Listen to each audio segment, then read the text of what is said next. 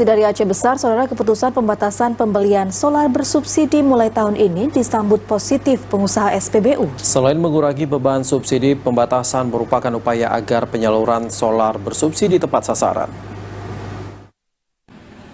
Sambutan positif terkait rencana pemerintah membatasi penjualan solar subsidi disampaikan menyusul belum tepatnya penyaluran BBM jenis solar saat ini. Sejumlah pengendara yang tidak berhak dinilai masih menggunakan BBM subsidi baik solar maupun pertalite. Salah seorang pengusaha SPBU, Nahrawi, mengatakan tak hanya pengendara, selama ini BBM subsidi juga digunakan mereka yang bergerak di bidang industri.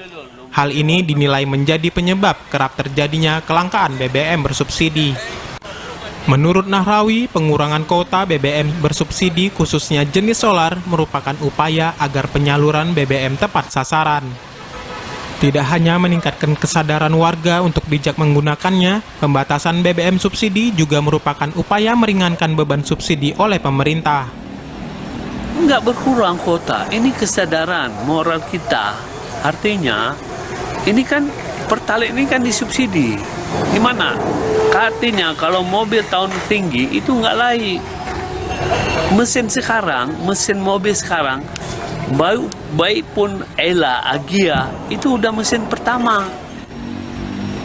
Seperti diberitakan, warga Aceh tidak lagi leluasa membeli BBM jenis solar subsidi mulai tahun 2023 ini. Hal ini karena Pertamina bersama pemerintah Aceh membatasi jatah biosolar dengan menerapkan program subsidi tepat sasaran secara menyeluruh sebagai upaya agar penyalurannya tepat sasaran. Untuk mendapatkan solar subsidi, pengendara harus menunjukkan barcode atau kode batang yang akan membantu Pertamina dan pemerintah Aceh mengetahui kebutuhan solar subsidi untuk Provinsi Aceh setiap tahunnya.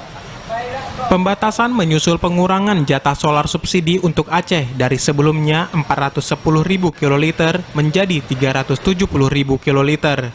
Dari Aceh Besar, Arman Konadi, TVRI Aceh melaporkan.